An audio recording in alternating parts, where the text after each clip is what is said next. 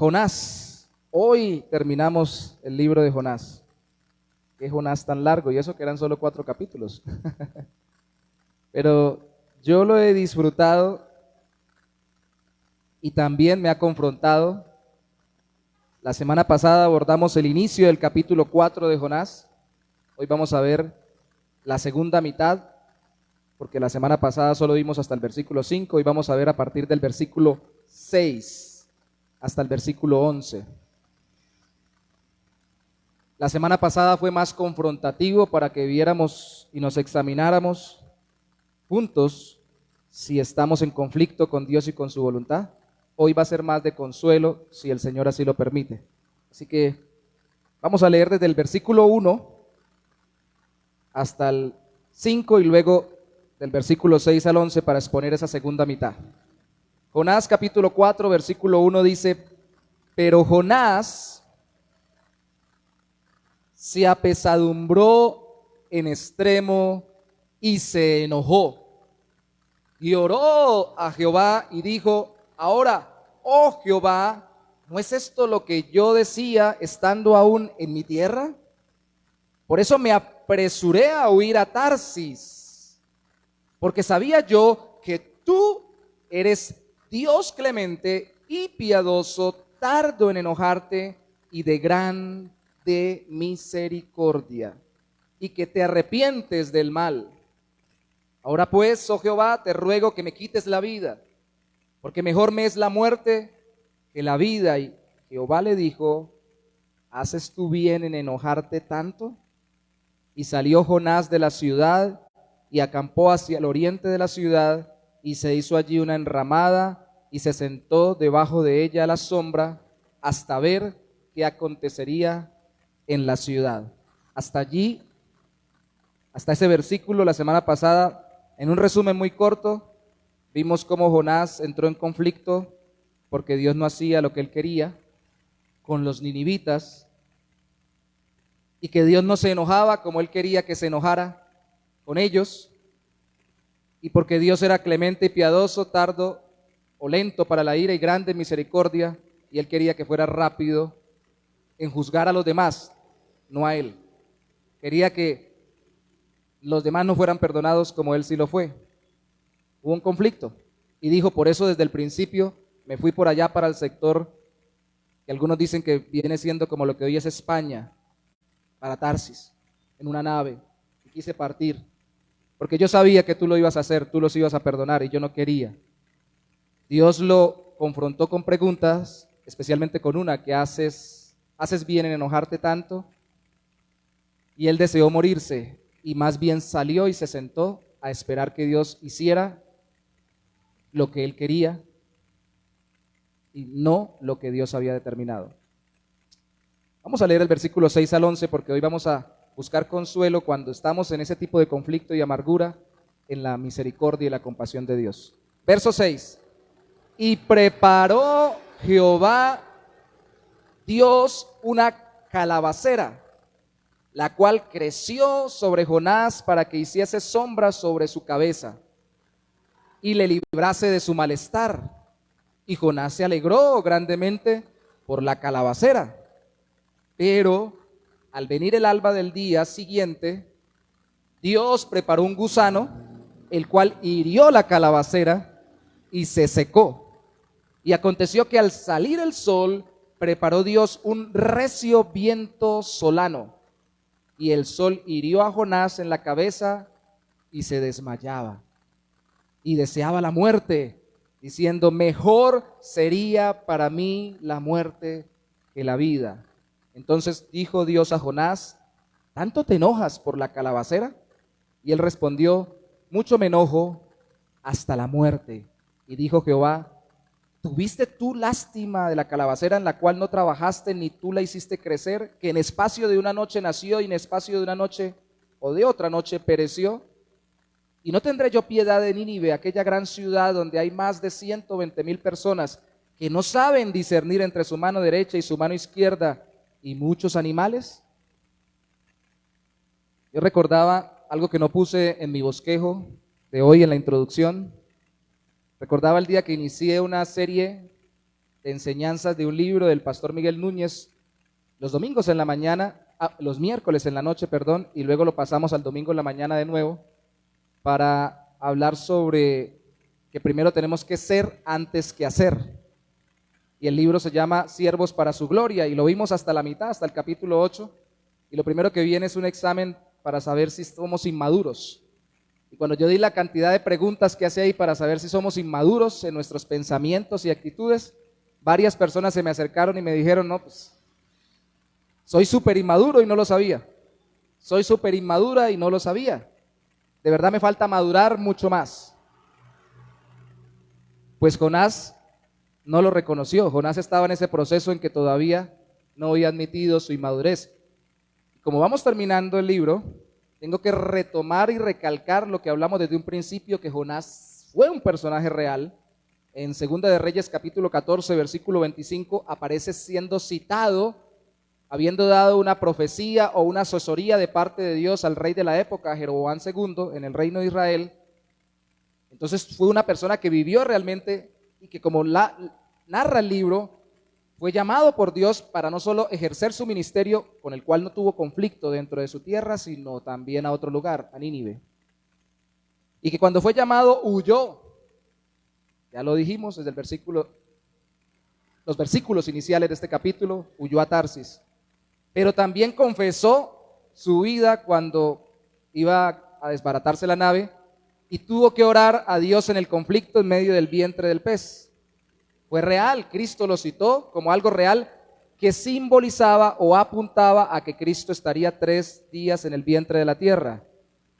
Y por eso cuando Él fue restaurado por Dios, perdonado, y en esencia fue devuelto a su llamado, en consecuencia lo que sucedió es que se arrepintieron y creyeron los ninivitas y fueron perdonados, porque vieron no solo en las palabras de Jonás, sino en la experiencia de Jonás, el testimonio que respaldaba lo que Dios le estaba diciendo a través de ellos.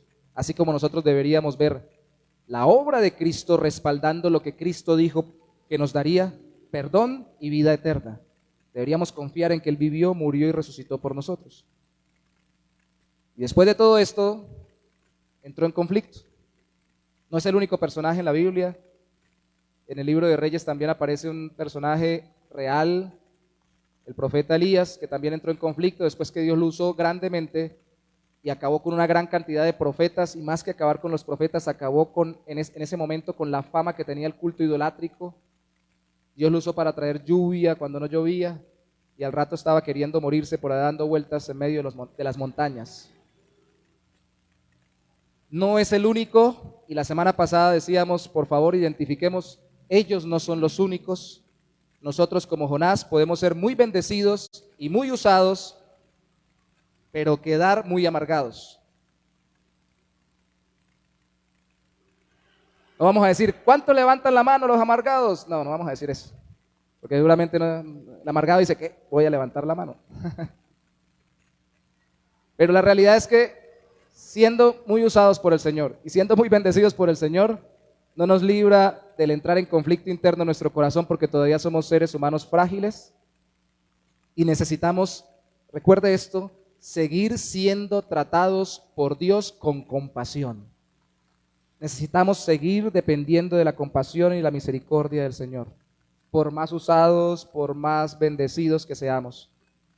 Entonces afirmamos en este día que estamos cerrando esta serie, que quien está en amargura necesita entender, valorar e imitar la forma en que Dios lo trata compasivamente en Cristo.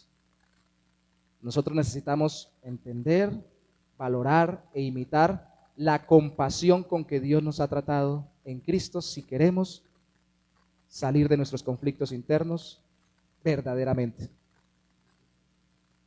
Aclaro, esto no asegura que no podamos volver a entrar en conflicto, ¿no?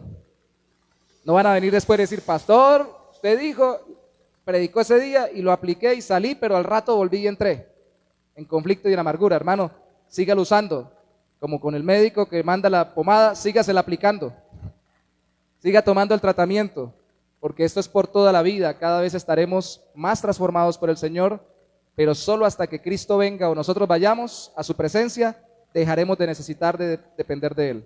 siempre vamos a necesitar depender de Él y que Él nos trate con compasión. Entonces vamos a centrarnos en eso, en estos versículos del 6 al 11 del capítulo 4. ¿Cómo trató Dios compasivamente a Jonás estando en su amargura y cómo deberíamos ver que Dios nos trata a nosotros en esos conflictos internos? Yo solo voy a decir dos cosas hoy, o enfatizar dos cosas que hizo Dios con Jonás y que usted tiene que mirar en su vida. Primero, circunstancias, y segundo, palabras. Primero, las circunstancias llenas de compasión de Dios, y segundo, las palabras llenas de compasión de Dios para Jonás. Circunstancias, palabras llenas de compasión. Entonces nuestro primer punto son las circunstancias, y lo vemos desde el versículo 6 hasta el versículo 8. Hay una palabra clave allí que es la palabra "y preparó". Aparece al principio del versículo 6, pero luego también aparece en el versículo 7, Dios preparó un gusano. Al principio preparó una calabacera, luego un gusano, y en el versículo 8 dice, preparó Dios un recio viento solano. Entonces vemos aquí que Dios llenó de compasión a Jonás a través de circunstancias con las cuales mostró que él había preparado no solo lo que le aliviaría y alegraría a Jonás, sino también lo que le incomodaría y le desanimaría. Ambas cosas las preparó Dios. Dicen, eso no vende. No, pero eso está ahí. Eso de que Dios prepara el alivio y la alegría para nosotros con circunstancias que nos dan tranquilidad y gozo, bien. Pero eso de que Dios prepare cosas que nos incomoden y que nos desanimen, o que terminemos tomando en vez de para animarnos, para desanimarnos, eso no me gusta. Pues eso está ahí, porque es la relación de Dios con nosotros. Dios los llenó de compasión preparando lo que le aliviaría y le alegraría. ¿Qué es lo que muestra ahí que hizo Dios para aliviarle? Iba a decir una palabra santanderiana, no la digo porque en otras partes de Colombia y del mundo puede sonar feo. La bravura, el enojo y la amargura. ¿Qué hizo Dios? Una calabacera. En una versión, creo que en la versión Dios habla hoy, creo, dice ricino. No sabemos qué planta era, no se vaya usted a poner en detalles. No, si no sé si era una calabacera o un ricino, no me sirve. No, lo que fuera. La planta que fuera fue una planta que rápidamente surgió. Una planta de esas que son rápidas en surgir y en levantarse. Ahora, por más rápida que fuera, de todas formas muestra que Jonás se quedó ahí un tiempo, de terco, esperando que Dios terminara haciendo lo que él quería, se quedó un tiempo. Y mientras tanto, Dios es tan bueno que le trajo un alivio circunstancial como a nosotros algún alivio circunstancial nos trae en medio de nuestros grandes conflictos por nuestra inmadurez. A él fue una calabacera, pero a mí, ¿qué me ha traído Dios en medio de mi amargura, en medio de mi inmadurez, de mi encaprichamiento, de mi conflicto interno con Dios y con el mundo? ¿Qué me ha dado Dios? Pues esa es la tarea que tenemos que terminar haciendo al final de este día en nuestras vidas personales. No solo hoy, sino todo el tiempo. Dios nos da alguna compañía, alguna actividad o alguna cosa. En el caso de él fue una cosa o una planta que al menos temporalmente, no para siempre, temporalmente nos alegra. Y nos alegra grandemente, porque Jonás se alegró mucho.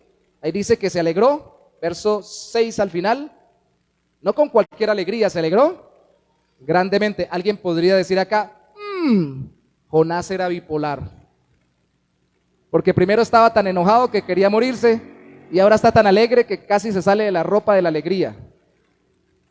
De un polo a otro polo. Si estuviera aquí el hermano Polo, le tomaría el pelo por eso.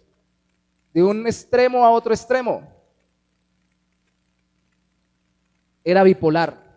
Y quiero hacer un paréntesis aquí porque tal vez la semana pasada, por que el ánimo fuera de confrontación con nuestros corazones, no hice suficiente énfasis en que tenemos que tener compasión, porque ese énfasis va hoy como aplicación de nuestro sermón. Pero hermanos, si tenemos que tomar medicamentos en algún momento, hay que tomarlos.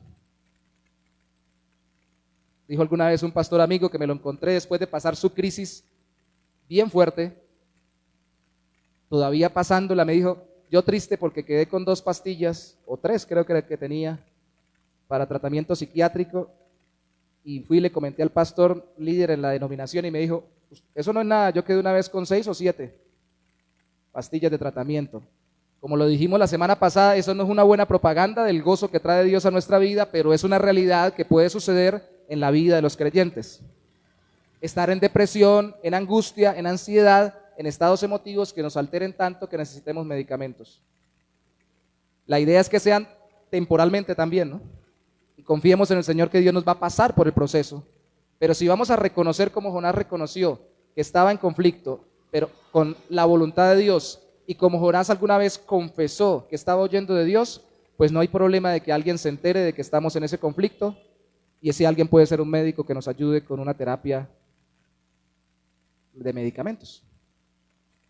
Así que nada de cuidado con esto, de hacernos los fuertes y cuando no estemos en crisis tan tremendas, decirle a un hermano que esté acabadito y vuelto trizas por sus dificultades o su conflicto interno, así su situación sea buena, decirle, ¿pero qué le pasa? Usted como que no confía en Dios, acuérdese del sermón del domingo, va a estar como Jonás. Y el pobre, levántese, ¿cómo va a ir al médico? Y ahora que le mandaron medicamentos, no se tome eso. Cuidado con acelerarnos porque eso no ayuda.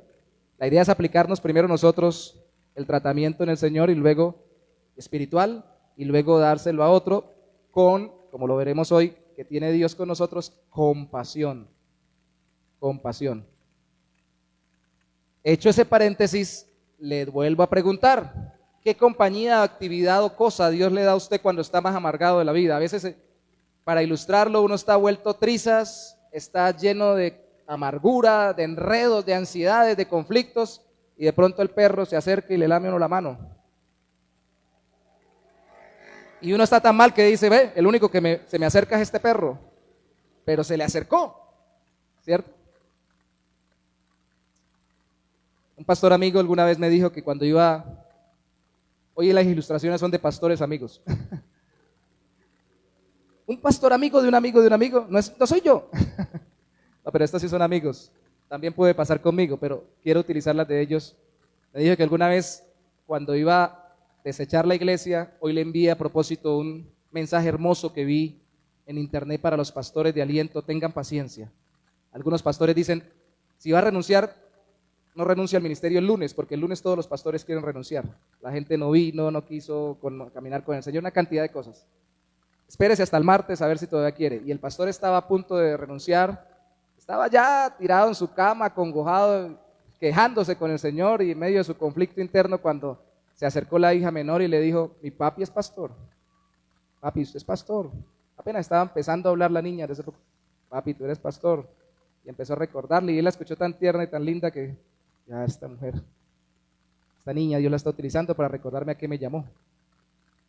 Yo que estoy aquí amargado porque quiero botar la toalla y ella, Dios la usa como instrumento. Personas. Yo quiero que resalte sobre todo primero personas. El perro está bien, pero primero las personas. Las personas. Personas que solo por no irse de mi lado cuando estoy amargado son un alivio. Estoy yo en el peor conflicto y de pronto se me acerca mi esposa y me sirve la comida y yo sabiendo que tengo cara de 38 montado, ella de todas formas me sirve la comida y me la da para que yo la coma. Debo decir gracias, Señor. Eso trae alivio y debería traer alegría a mi corazón, aún sin hablar. Ahora, más si se acercan a uno y le dicen, venga, vamos a hablar, lo voy a aconsejar, lo voy a acompañar, o simplemente lo voy a escuchar, le voy a prestar atención, ¿en qué le puedo colaborar? Pues, y aún allí a veces estamos tan deprimidos y tan en conflicto que podemos decir, ay, ¿sabe qué? No me diga nada, no quiero nada. Desperdiciando la calabacera que Dios nos está plantando. No espere una calabacera, espere una compañía, espere una actividad, venir a la iglesia, que también trae compañías. Orar trae consuelo al corazón. Y quejarse no es bueno, y andarse quejando mucho menos, pero si se va a quejar, quéjese delante de Dios en oración, para que el Señor restaure su corazón y lo consuele. o una cosa. Entonces, si a usted le gusta jugar pirinola o coca, no sé cómo le llamen ustedes, pues agarre esa coca y dele 20,000 cocazos. Aproveche lo que Dios le ha dado. Estas son cosas que alivian, pero no curan. Un artículo que he compartido con algunos hermanos sobre el enojo. Enojo capítulo 1, enojo capítulo 2, enojo la venganza. No, mentira, eso no es como las películas. Enojo parte 1 y parte 2, dos escritos. El pastor dice lo siguiente: algunos, por ejemplo, tienen una pera de boxeo o un saco de boxeo y cuando se enojan van y golpean, se descargan ahí. Eso da un alivio temporal, pero no cura. Recuerden que el que cura el corazón es el Señor y su relación con nosotros en Cristo. Pero sirven de alivio como la calabacera. Así que úselo, no golpee las paredes. Colóquese un saco de boxeo si es necesario. Pero por amor al Señor, de nuevo, sepa que Dios ha preparado cosas para aliviarlo y alegrar su corazón, así sea temporalmente, pero tan grandemente que le puede dar un alivio verdadero en medio de su conflicto emocional. Preparando lo que nos alivia y nos alegra. Pero luego viene la parte, primero los gozosos, luego los dolorosos. Preparando lo que nos incomoda y desanima. Versículos 7 y 8, ¿qué preparó ahí Dios? Un gusano y un viento solano. Pero al venir, verso 7, el alba, del día siguiente, Dios preparó un gusano, el cual hirió la calabacera y se secó. Aquí la Biblia no dice que la calabacera la puso Dios y el gusano lo puso el diablo, no, ambos los puso Dios. Y verso 8, y aconteció que al salir el sol, preparó Dios un viento solano, y el sol hirió a Jonás en la cabeza y se desmayaba y deseaba la muerte, diciendo, mejor sería para mí la muerte que la vida. Mire, Dios es tan bueno que no solamente nos da algún alivio circunstancial, sino que también prepara lo que nos incomoda y desanima y no nos lo deja para siempre para que no lo idolatremos. Mi esposa se acercó y me sirvió. No es real, no ha pasado. Estoy describiendo algo hipotético, ella está aquí, lo sabe. Pero de pronto yo en mi conflicto digo, yo como que no quiero almorzar. Y de pronto ella contesta, pero todavía le sirve uno y quejándose. Le salió un gusano a la calabacera. Porque nada es perfecto. Nada es perfecto. La calabacera no era el Dios de Jonás. Mi esposa no es mi Dios. Mi perrito no es mi Dios. Incluso el venir a culto no es mi Dios, aunque me alivia mucho. Ni la coca que le dé 500,000 cocazos y me deleite es mi Dios. Dios es Dios. Y el alivio lo encuentro en Él. Y cuando Él permite que le salga un gusano a la calabacera o que se descomponga aquello que me está dando tanta alegría y se termine la época de gran gozo en esa circunstancia, en esa persona o en esa cosa, me está librando de idolatrarla a esa persona, a esa cosa, a esa circunstancia. Y me está diciendo, yo le doy gozo. Yo. Qué bueno es Dios, ¿no? Dios es tan bueno que no nos deja para siempre algo que podamos idolatrar para que así tengamos que volver a Él. Dios es tan bueno que no nos deja cómodos en la inmadurez, aunque por esto pensemos que mejor sería la muerte. No, Jonás, no te vas a ir a quedar sentado debajo de la calabacera muy cómodo, mijo, pero yo no voy a destruir a Nínive y usted está ahí esperando que yo la destruya. Así que le mando el gusano para que se mueva, córrase papá, porque eso no va a pasar. A ver, a avanzar, a progresar, a moverse y a hacer lo que yo le estoy mandando. A la siguiente tarea, a la siguiente etapa de su vida. No se me acomode a mucho. Eso nos tiende a pasar nosotros con cualquier cosa buena y por eso Dios permite cosas, entre comillas, que nosotros calificamos malas. Pedro le dijo al Señor en el monte de la transfiguración, con Moisés y Elías allí con Cristo, y él muerto del miedo y en medio de sus nervios le gustó tanto la cosa, a pesar de que se estuviera que le paraba el corazón de lo agitado, pero está tan bueno el asunto que le dijo, hagamos 3 enramadas, una para ti, otra para Moisés, otra para Elías y quedémonos acá. No, mi hijo, vamos a bajar. Ya esto se acabó, llegó hasta este momento, continuemos. No se puede. Hay que seguir en la siguiente etapa de Dios para nuestra vida. No hay circunstancia que permanezca para siempre. Solo el Señor permanece en medio de todas las circunstancias. Dios es tan bueno que entonces no nos deja acomodarnos. El pastor de la iglesia, fundador de la iglesia donde nacimos, o más bien nos bautizamos en el Evangelio, tenía la costumbre de bajarse de la tarima y moverle la silla a algún hermano. Y el hermano, quédese quieto. Y el hermano, no sé, él le movía la silla hasta que casi se la partía y el hermano tenía que pararse de lo incómodo que estaba. Decía, así hace Dios con nosotros.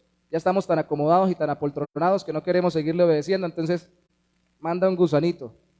Y el gusano no solo dañó la calabacera, a propósito, además de eso, Dios envió un viento solano, que yo interpreto que sería, de nuevo no está el hermano Polo, espero que escuche el sermón, que ya viajó. Como el hermano no le pega fuerte, él me lo ha contado, el clima allá ¿dónde es que baila? Valledupar.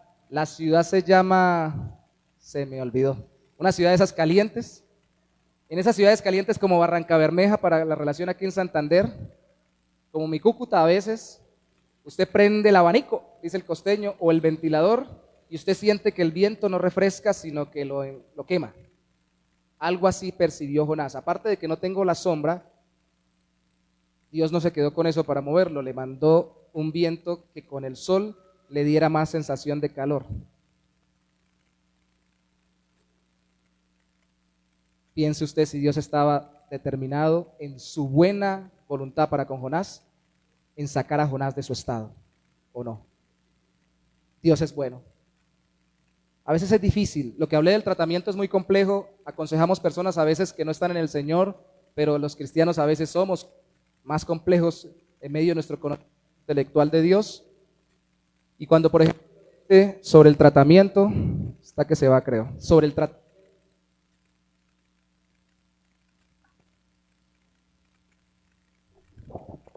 Gloria a Dios. Sobre el tratamiento a alguien que tiene que seguir, dice, o sobre que se tiene que internar un día o dos, o sobre que se tiene que quedar en cama, o sobre algo que tiene que hacer, tiene que pararle. La persona dice, no, usted no sabe, yo no puedo. Podrá otro, pero yo no puedo. Y el Señor está diciendo, así le caiga tan mal que usted quisiera morirse en vez de pasar por esto que Dios lo quiere pasar, Dios ha decidido pasarlo para cambiarle su corazón.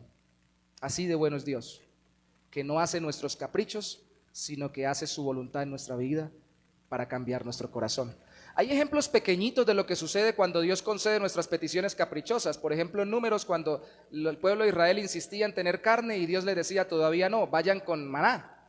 Y tanto insistieron que Dios les mandó una cantidad de codornices, dijo, se las voy a enviar hasta que se les salga por las narices.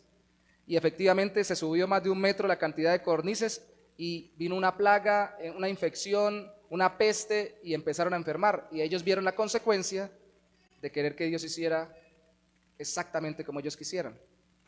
Hermano, lo mejor que puede hacer el Señor es no concedernos nuestras peticiones muchas veces. Y yo no estoy siendo pesimista, estoy siendo realista. Porque si nos lo concediera, ya que nos hubiéramos estrellado con cuánto muro por ahí, andando a nuestro antojo, Él, o que nos hubiera pasado lo de los judíos en el desierto. Entonces Dios es tan bueno que no nos deja cómodos en nuestra inmadurez. Preparó Dios, eso muestra su soberanía, su control, pero también su buen amor sobre nosotros. Circunstancias llenas de compasión, pero también palabras llenas de compasión. Verso 9, entonces dijo, Dios no solamente actúa, habla, dijo Dios a Jonás, ¿tanto te enojas por la calabacera? Y él respondió, mucho me enojo hasta la muerte. Confirmó su estado espiritual, su inmadurez. Y Dios nos llena de palabras de compasión a través de su palabra, de la Biblia. No espera que Dios le hable audiblemente porque de pronto se queda esperando. Yo no quiero decir que Dios no lo puede hacer, Dios es Dios. Pero ¿cuál es la palabra profética segura para nosotros los cristianos? La Biblia, ¿cierto? Si usted quiere que Dios le hable, pues abra la Biblia, léala constantemente, consistentemente.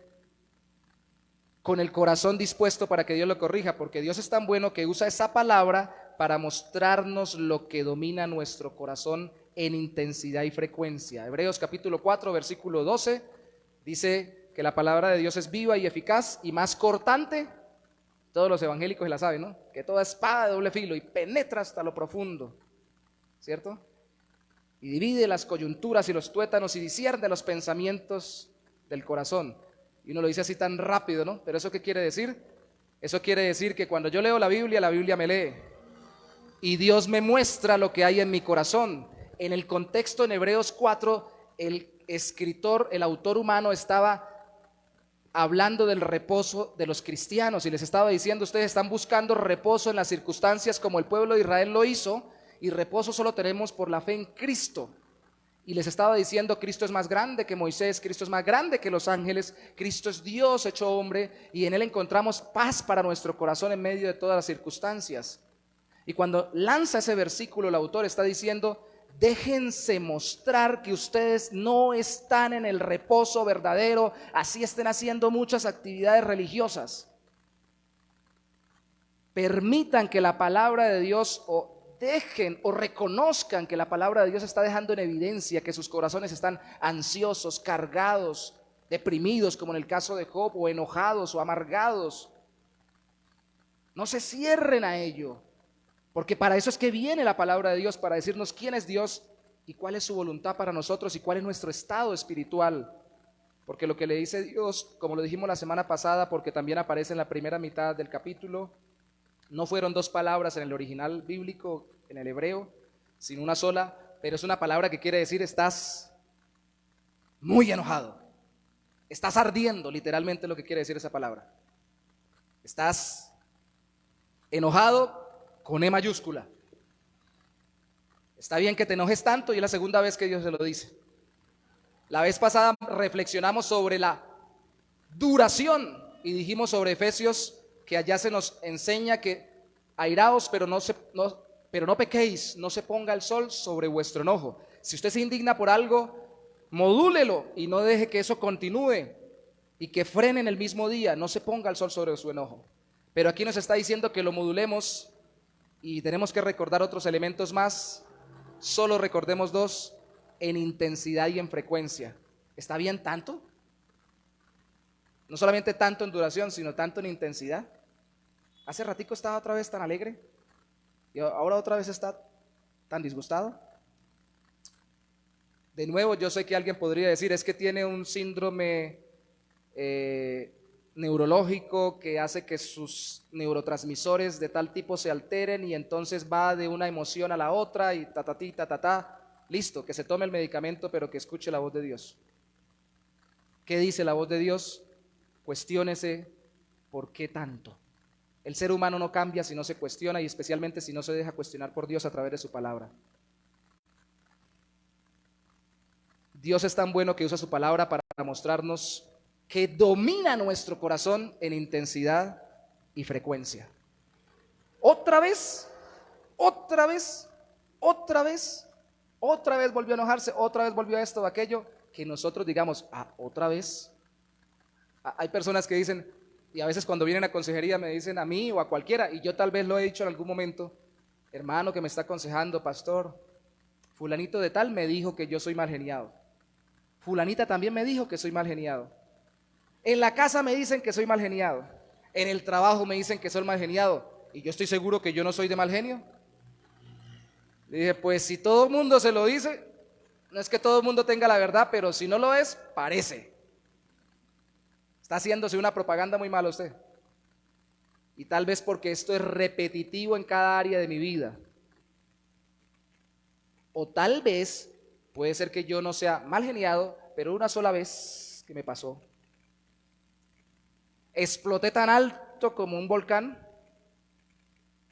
que terminé regando a todo mundo con el daño de mis palabras y de mis acciones. Entonces la gente que lo vio va a decir, qué mal geniado, ¿cierto? La intensidad en exceso, la frecuencia continua muestra que está dominando en mi corazón, porque el enojo naturalmente fue dado por Dios a nuestras vidas para que nosotros nos indignemos por aquello que creemos que no está correcto. Y si no es correcto conforme a la palabra de Dios, está bien nuestro juicio. Cuando vemos una injusticia o algo que ofende a Dios, pero tenemos que modularlo, no tanto en intensidad, no tanto en frecuencia. Y para eso tenemos que dejarnos cuestionar por Dios en su palabra. Hay gente que abre la Biblia, yo mismo puedo hacerlo, encontramos un texto como este y leemos y pasamos ahí por Jonás y decimos, qué Jonás tan terrible, qué tipo tan tremendo. Uy, Dios, líbrame de que me encuentre un Jonás en esta vida y menos en la iglesia. Y yo, el que estoy leyendo, ¿qué? No, yo no, yo. ¿Quién sabe quién? Yo no. Ni un poquito, ni un medio enojito, ninguno medio amargadito en ningún momento. Pues me toca hacer, como he dicho varias veces, esconderme ya para este púlpito chiquito, porque en algún momento viene la primera piedra. Como dijo el Señor, el que esté libre de pecado, que tire la primera piedra, porque entonces todos están libres y me van a apedrear hoy. Porque a mí sí. Y cuando somos sinceros, a todos sí. Palabras llenas de compasión. ¿Qué le hubiera dicho usted a Jonás? En vez del Señor, lo dijimos la semana pasada, le hubiera dicho, Jonás, con su enojo, usted lo que está pidiendo es que yo le mande un juicio peor que el que venía sobre Nínive. Así que mi hermano, qué pena, amigo, de vuelta para la ballena o para el pez. Dios le dice tiernamente, compasivamente, amablemente, como lo hace a través de su palabra, está bien tanto. Y esas palabras llenas de compasión no solo descubren insistentemente nuestro estado, sino despiertan insistentemente nuestra misma compasión en el Señor. Verso 9. Entonces dijo Dios a Jonás, volvió y le habló, ¿tanto te enojas por la calabacera? Otra vez, esta es la tercera vez en el capítulo que le dice que por qué tanto. Y él respondió, vuelve Jonás otra vez, mucho me enojo hasta la muerte. Y dijo Jehová, resalte la palabra lástima y la palabra piedad en el versículo 11. Y dijo Jehová, ¿tuviste tú lástima de la calabacera, en la cual no trabajaste ni tú la hiciste crecer, que en espacio de una noche nació y en espacio de otra noche pereció? Y no tendré yo piedad de Nínive, aquella gran ciudad donde hay más de 120,000 personas que no saben discernir entre su mano derecha y su mano izquierda y muchos animales. Tú querías que yo me enojara como tú, pero yo quiero que tú seas tan compasivo como yo. Tú querías que yo juzgara como tú, pero yo quiero que tú renuncies al juicio como renuncié yo en misericordia sobre este pueblo que no entiende su estado pecaminoso. Tú quieres un Dios a tu imagen, yo quiero un ser humano a mi imagen y semejanza. Eso es lo que dice la Biblia sobre nuestro llamado a ser en Dios. Creados a imagen y semejanza de Él, llamados ahora como somos creyentes a parecernos a Cristo, nuestro Salvador. Te estoy hablando, Jonás, para insistirte en que soy tan bueno, es lo que le está dando a entender Dios, que no te voy a dejar olvidar que lo que más te da lástima perder, tú no lo trabajaste para poderlo obtener. Recuerden que al inicio del capítulo él estaba tan bravo que él se construyó una enramada, pero ahora se puso mucho más bravo con algo que él no construyó, la calabacera, y que luego cayó por la voluntad de Dios con el gusano y que aumentó las circunstancias difíciles por el viento solano. ¿No es eso lo que pasa con nuestra vida también? Mire, el que está amargado por estar vivo, no agradece que está vivo. ¡Qué vida tan terrible! La respuesta es, dele gracias a Dios, está vivo. Porque es mejor una vida terrible que no tener vida. Filosóficamente hablando, teológicamente hablando, bíblicamente hablando, Dios nos bendijo con vida. Pero este cuerpo, pero estas circunstancias, esta familia, esta situación económica, Dios le dio vida. Pero no entiende, Dios le dio vida. Eso para cualquier persona. Y el cristiano, Dios le dio a su Hijo Jesucristo para que tenga vida eterna. Ahora una relación con Dios y luego la eternidad con Él. Dios te dio a Cristo. Pero sí, yo sé, yo oré, le entregué mi vida al Señor y todo lo demás, pero es que ahorita es esto. Yo recuerdo, al principio cité el libro del pastor Miguel Núñez, que estuve en una conferencia de él con mi hijo, y decía que mire, somos tan complejos y tanto nos enredamos en nuestro corazón, que él ponía como un ejemplo lo que le acaba de suceder allá en República Dominicana. Un hermano de su iglesia había chocado con su carro y entró en crisis. Mi carro, el carro me lo dañaron, me lo desbarataron. Le dije, ya hermano, ya tranquilo, Dios está con usted, Dios lo va a conseguir. No, pero es mi carro. Y estaba en su crisis, entonces le dijo, pero es que no entiende la circunstancia por la que estoy pasando, lo que vale y todo lo demás. Entonces le dijo, ya va hermano, compare lo que vale su carro con lo que vale la vida eterna en Cristo. A ver si encuentra consuelo y no ve tan terrible la pérdida del carro. ¿No es cierto? Hay un artículo que tiene un imán y que diría algún hermano que sea bien místico, el diablo como que es el que lo esconde en todos los hogares y genera pleitos en todas las casas. Se llaman las llaves. ¿No les ha pasado en su casa? ¿Dónde están las llaves? Y se armó el pleito por las llaves. ¿Quién agarró las llaves? Una cosa pequeña puede encender un fuego muy grande. ¿Por qué? Porque nos da lástima. La palabra ahí técnicamente es cubrir en su traducción. Queremos cubrir con compasión o cuidar y no perder y tener el mayor de los cuidados con aquello que nos cae bien o que nos hace bien a nosotros. Y cuando alguien nos lo quita, ¿qué problema que se arma? Por eso, mis hermanos, de nuevo, como estamos terminando el libro de Jonás, esto es de consuelo, pero tengo que de todas formas hacer el llamado al examen personal. Cuando usted esté en el estado más terrible de ira, piense en el Señor y dígale, Señor, ¿qué es lo que domina mi corazón? Que lo tengo como un ídolo porque lo estaba cuidando como niña bonita así. Y cuando me lo quitaron, lo tenía cubierto así guardadito, se acabó el mundo. Y que se prepare quien sea. Dios le dice, yo quiero que tengas ese mismo cuidado, esa misma misericordia, esa misma compasión por la gente que está sin mí. 120,000 almas en una ciudad que no saben discernir su mano izquierda de su mano derecha. Algunos por este término técnico piensan que eran tal vez muchos niños y el resto de adultos. No necesariamente eso es una interpretación un poco forzada, aunque es un término técnico para los niños. Lo que está queriendo decir aquí es que la gente es como niño en el sentido de que no entiende qué es bueno ni qué es malo cuando no ha crecido, cuando no se arrepiente y se convierte a Él y vive lejos de su voluntad. Están perdidos. Así yo cuido a esa gente buscando que se arrepientan y se conviertan. Desarrolla la compasión que yo he desarrollado, porque yo te di vida y te di vida eterna en Cristo. No trabajaste por eso y te lo di. No pediste estar vivo y te di vida. No pediste que enviara a mi hijo y te lo envié. No pediste que enviara mi espíritu sobre tu vida cuando alguien venía también lleno de mi espíritu y te predicaba el evangelio, y así lo hice y te convertiste. Te arrepentiste y creíste en mí. Tienes asegurada la vida eterna. Tienes una gran cantidad de circunstancias cómodas comparadas con la de muchos. Pues ahora deja de tener tanta lástima o de cubrir o de compadecerte o de cuidar tanto esas cositas que no quieres perder, y ten misericordia de los que están en un estado peor que el tuyo.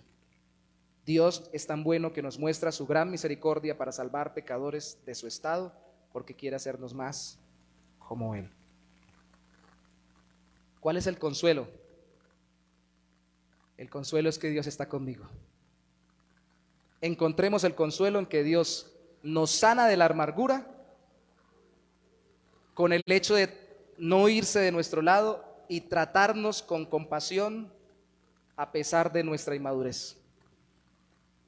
Ahí está el Señor. Ahí está el Señor contigo, hermano. Ahí está el Señor contigo, hermana, si has creído en Cristo. Y si pasó algo bueno, alégrese. Y si pasó algo malo que tiende a volverlo otra vez a amargar, recuerde que el Señor está librándolo de que lo idolatre y que encuentre reposo y gozo en Él. Y busque su palabra. y déjese descubrir esas motivaciones en él y pídale que le dé un corazón compasivo y disfrute la misericordia. Hay algo que la gente dice, la palabra que se traduce ahí es lástima, y yo quiero que por favor, no sé si cómo hacerlo para recordármelo a mí mismo y recordárselo a mis hermanos y recordarlo a todo el mundo. Tenemos palabras que se graban en nuestra mente. No sé cuántas veces he escuchado frases apretujadas rápidamente en las iglesias: yo soy manso pero no menso, cosas por el estilo, para poner límites a nuestra entrega y al trabajo de Dios en nuestras vidas, como por ejemplo, no, a mí que me amen y que me quieran, pero que me tengan lástima, no. A mí no me gusta que me tengan lástima. Pues hermano, prepárese, porque el Señor lo que hace es humillarnos para hacernos humildes, porque incluso si nosotros mismos naturalmente, para preservación de nuestra vida física, nos compadecemos, eso no sirve para sacarnos del conflicto interno, porque necesitamos la compasión, le voy a poner así grandote, la lástima de alguien más grande que se acerque a nosotros y nos ayude y nos levante.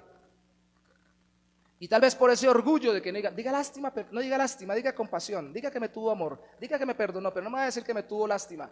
¿Qué importa que le diga como le diga? Nosotros necesitamos que alguien, cuando estamos en el peor de las circunstancias, se acerque y se compadezca de nosotros y nos ayude. Por eso es que no salimos muchas veces de las situaciones en las que estamos. Porque en nuestro orgullo decimos, no, yo no. Y lo primero que quiere tratar el Señor es el orgullo. ¿Se siente tan rico que le tengan uno lástima? En el orgullo no, pero en la práctica sí. Que cuando uno está muy mal, alguien se acerque y le diga, yo le ayudo, tranquilo, yo lo levanto, yo lo sostengo, yo lo acompaño. Es delicioso. Tenemos que volvernos como niños. Por eso la parábola o la comparación de Cristo constante en el Nuevo Testamento era esa. Y a la medida que vamos creciendo decimos, no, yo solo. No, déjese ayudar. Busque al Señor. Humíllese delante de Él. Deje de decir si es lástima o no es lástima, como le diga al Señor, que se compadezca de nosotros. Y cuando busque ayuda de alguien más, déjese apapachar, déjese consolar, déjese compadecer, porque necesitamos ayuda de alguien más siempre. Y ese alguien ojalá sea en el nombre del Señor, de parte de Dios. Para ello Dios usa personas, circunstancias, buenas o malas, para sanar nuestro corazón amargado con su gracia en Cristo. Y así, primero, déjese tener compasión, y segunda receta para salir de la amargura, no solo es dejarse compadecer por Dios y los que Él envíe, sino empezar a tener compasión por los demás en el nombre del Señor. Fórmula para salir de la amargura: primero, déjese compadecer, y segundo, tenga compasión. Tómelo todos los días varias veces hasta que parta con el Señor, y tendrá cada día un corazón más compasivo y libre de amarguras, de enojos y de angustias. Tal vez nunca dejemos de tener algún enojo, alguna amargura, alguna ira, alguna dificultad, pero cada vez seremos más reflejos de un Señor. Dios no está amargado, hermanos. La Biblia habla de la ira de Dios, pero como la ejecución de su justo juicio, no porque Dios ande amargado.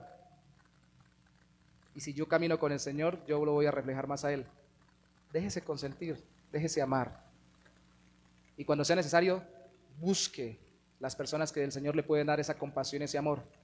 Verbalice y diga, abráceme, hábleme, ore por mí, ábrame la Biblia, hábleme de parte del Señor.